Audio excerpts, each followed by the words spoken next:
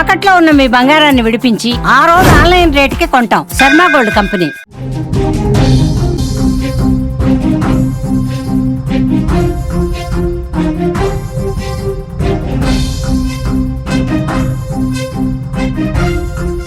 భావితరానికి విద్యాబుద్ధులు నేర్పాల్సిన ఉపాధ్యాయుడు విద్యార్థినుల పట్ల కీచకుడిగా మారాడు.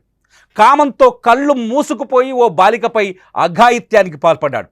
చేయరాని తప్పు చేసి బాలిక జీవితాన్ని అంధకారంలోకి నెట్టేశాడు. బిఆర్ అంబేద్కర్ కోనసీమ జిల్లా మండపేట నియోజకవర్గంలోని రాయవరం మండలం మాచవరం గ్రామంలో 4 నెలల క్రితం ఒక 9వ తరగతి చదువుతున్న విద్యార్థినిపై ప్రైవేటు పాఠశాల ప్రిన్సిపల్ జయరాజు అఘాయిత్యానికి పాల్పడ్డాడు. అత్యాచారం చేసినట్లు ఎవరికైనా చెబితే చంపేస్తానని బెదిరించాడు. దీంతో భయంతో బిక్కుబిక్కుమంటూ ఉండిపోయిన బాలికకు ఇటీవల అస్వస్థత ఏర్పడింది. పర్సనల్గా ఆ అమ్మాయికి ఎటువంటి పీరియడ్స్ లాంటివి రాకపోవడంతో కుటుంబ సభ్యులు ఆసుపత్రికి తీసుకెళ్లారు. ఆమెకు వైద్య పరీక్షలు చేస్తే గర్భవతి అని తేలింది. దీంతో ఒక్కసారిగా ఆ ఫ్యామిలీ మెంబర్ షాక్ అయ్యారు. తల్లిదండ్రులు లబోదిబోమన్నారు. ప్రిన్సిపల్ జయరాజ్పై రాయవరం పోలీస్ స్టేషన్లో బాధితులు ఫిర్యాదు చేశారు. ఆమె తల్లిదండ్రులు కూడా ఈ ఫిర్యాదు చేశారు. తల్లిదండ్రుల ఫిర్యాదుపై కేసు నమోదు చేసిన రాయవరం పోలీసులు ఆ ప్రిన్సిపల్ జయరాజుని అదుపులోకి తీసుకున్నారు. ఇది అక్కడ వాస్తవ పరిస్థితి. అంటే సాధారణంగా స్కూల్కి వచ్చే పిల్లల్ని కన్న బిడ్డల్లా చూసుకోవాలి. అది కూడా ఫౌండేషన్ స్కూలు. ఆ స్కూల్ పేరు చూస్తేనే నిజంగా మార్గదర్శి అంట. మార్గదర్శి బ్రిలియంట్ స్కూలు, మార్గదర్శి ఫౌండేషన్. కేవలం డబ్బులు దండుకోవడానికి దొంగ మాటలు చెప్తారు ఇటువంటి దుర్మార్గులు. జయరాజ్ లాంటి ప్రిన్సిపల్, అతని ఫోటో చూడండి, ఆ స్క్రీన్ పైన ఈ వీడియో చూడండి, ఈ వీడియోలో అతని ఫేస్ చూడండి, ఎంత శుద్ధ పూసలా కనిపిస్తున్నాడో. ఆ స్కూల్ అభివృద్ధికి తల్లిదండ్రులందరూ మీ సహాయ సహకారాలు అందించాలి. మీ అమూల్యమైన సహాయ సహకారాలు అందించాల్సిందిగా మేము కోరుకుంటున్నాం. మీ పిల్లల భవిష్యత్తును మేము తీర్చిదిద్దుతాం. ఇటువంటి దుర్మార్గులు పిల్లల భవిష్యత్తును తీర్చిదిద్దుతారా? ఒకసారి ఆలోచించండి. ఇటువంటి దుర్మార్గులను ఏం చేయాలి? ఉరిదీయాలి. ఒక మాట చెప్పాలంటే ఉరిదీయాలి. ఇటువంటి దుర్మార్గులు పిల్లల భవిష్యత్తును తీర్చిదిద్దుతారా? కన్న బిడ్డలా చూసుకోవాల్సిన 9వ తరగతి బాలిక పైన అఘాయిత్యానికి పాల్పడి ఆ బాలికను గర్భవతిని చేసిన ఇటువంటి దుర్మార్గులను ఏం చేయాలి? నిజంగా ఈ భాషని న్యూస్లో వాడటానికి బాధ కలుగుతుంది. ఇటువంటి భాష వాడాలంటే ఇటువంటి లైవ్ న్యూస్లో వాడాలంటే బాధ కలుగుతుంది, కానీ ఒక్కొక్కసారి ఆవేశం కలుగుతుంది. ఎందుకంటే నాకు కూడా పిల్లలు ఉన్నారు కాబట్టి. మా మాచవరం గ్రామంలో జరిగినటువంటి ఈ దారుణమైన ఘటన చాలా బాధాకరం. ఈ 14 సంవత్సరాల అమ్మాయిని, 9వ తరగతి చదువుతున్నటువంటి అమ్మాయిని స్కూల్ యాజమాన్యం అయినటువంటి కరస్పాండెంట్ షాజీ జయరాజ్ అన్న ఆయన అమ్మాయిని లైంగికంగా దాడి చేయడం చాలా బాధాకరం. ఆ అమ్మాయి అయితే అమాయకురాలుగా ఉంది. ఆ అమ్మాయికి ఏమీ తెలియట్లేదు. కనీసం తల్లిదండ్రులకు చెప్తే చంపేస్తానని చెప్పేసి బెదిరింపు కూడా చేశాడట ఆయన. ఆ బెదిరింపుల వల్ల పాపం అమ్మాయి ఎవరికీ చెప్పకుండా అలా ఉండిపోయింది. ఇదైతే చాలా బాధాకరమైన విషయం. ఇంత చిన్న వయసులో ఆ పిల్లల్ని అలాంటి లైంగికంగా దాడి చేసి వాళ్ళని మానసికంగా హింస పెట్టడం చాలా బాధాకరమైంది. అలాగే ప్రభుత్వం ఎన్నో చట్టాలని తీసుకొచ్చినా కూడా కఠిన చర్యలు అన్నటువంటివి ఏమి కూడా తీసుకోవట్లేదు. ఇప్పుడైనా సరే ఈ ఘటనలు జరిగిన దానికి కఠినమైన శిక్షలు విధించి వాళ్ళలో ప్రతి ఒక్కరికి కూడా దీని కనువిప్పు కలిగేలా చేయవలసిందిగా ప్రభుత్వాన్ని కోరుకుంటున్నాను. ఇటువంటి వ్యక్తులను ఏం చేయాలి? ఇటువంటి వ్యక్తులని ఎలా శిక్షించాలి?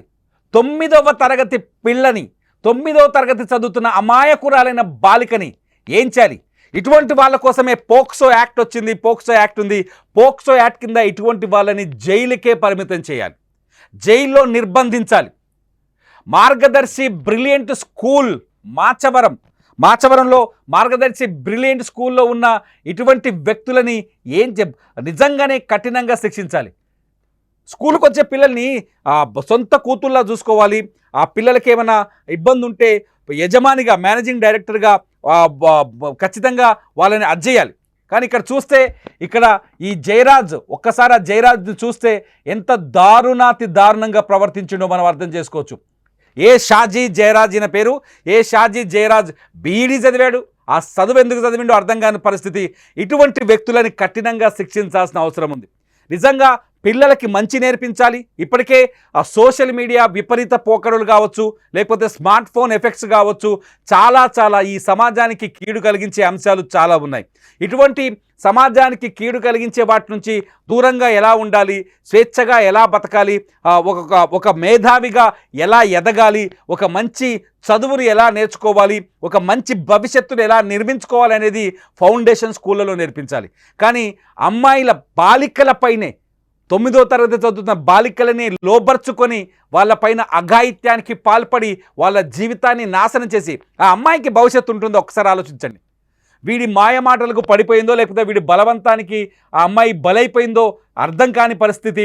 ఈ బలవంతానికి గురైన అమ్మాయి జీవితం ప్రతిరోజు ఇవాళ నుంచి నరకమే.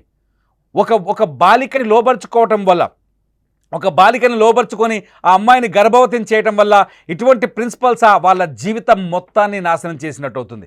ఇటువంటి దుర్మార్గులని క్షమించాల్సిన అవసరం ఉంటుందా? మీరేమనుకుంటున్నారు? ఈ షాజీ జైరాజ్ అనే ఇటువంటి ప్రిన్సిపల్స్కి ఎటువంటి శిక్ష పడాలి? వీళ్ళని ఏం చేస్తే ఈ వ్యవస్థ మారుతుంది? మీ అభిప్రాయాలు తెలియజేయండి. ఈ వీడియో కింద ఇటువంటి దుర్మార్గులకు పడాల్సిన శిక్షల గురించి మీ అభిప్రాయాలు తెలియజేయండి. మీ అభిప్రాయాలపైన మళ్ళీ ఒక వీడియో చేయడానికి, మరీ ఒక లైవ్ చేయడానికి నేను ప్రయత్నిస్తాను. లైవ్ అప్డేట్స్ కోసం, లైవ్ న్యూస్ కోసం సుమన్ టీవీ డిజిటల్ లైవ్, అట్లాగే సుమన్ టీవీ లైవ్ని సబ్స్క్రైబ్ చేసుకోండి, ఫాలో అవ్వండి, చూస్తూనే ఉండండి సుమన్ టీవీ. ఒక 14 సంవత్సరాల కిషోరి బాలిక పైన ఒక స్కూల్ కరెస్పాండెంట్ అయిన షాద్ జయరాజ్ అని అతను లైంగిక దాడికి పాల్పడి ఆ అమ్మాయిని ప్రెగ్నెంట్ చేసిన పరిస్థితి ఎక్కడ చూసినా ఈ మధ్యకాలంలో ఇవే ఎక్కువగా జరుగుతున్న పరిస్థితులు. ఒక ఆడపిల్ల పుట్టిన దగ్గర నుంచి చనిపోయే వరకు కూడా ఎన్నో కష్టాలు, ఆ కష్టాలు ఈ లైంగిక దాడులు విపరీతంగా జరుగుతున్నాయి. ఒక ఆడపిల్ల పుట్టిందంటే ఆ పిల్లని అత్తవారింటికి పంపే వరకు కూడా ఎవరి దగ్గర కూడా రక్షణ లేదు. స్కూల్కి పంపితే టీచర్స్ దగ్గర రక్షణ లేదు, ఇంట్లో తండ్రి దగ్గర రక్షణ లేదు, అన్నగారి దగ్గర రక్షణ లేదు. ఈ మధ్యకాలంలో ఎక్కడ చాలా చోట్ల చూసే పరిస్థితులు అయితే అలాగే ఉన్నాయి. గవర్నమెంట్స్ ఎన్నో చట్టాలు తీసుకొస్తుంది, దిశ, నిర్భయ వంటి ఎన్నో చట్టాలు తీసుకొస్తుంది. కానీ ఎక్కడ కూడా చట్టాలు తీసుకురావడంతో సరిపోతుంది, కానీ దాన్ని అమలు చేయడంలో జాప్యం అన్నది జరగడం జరుగుతుంది.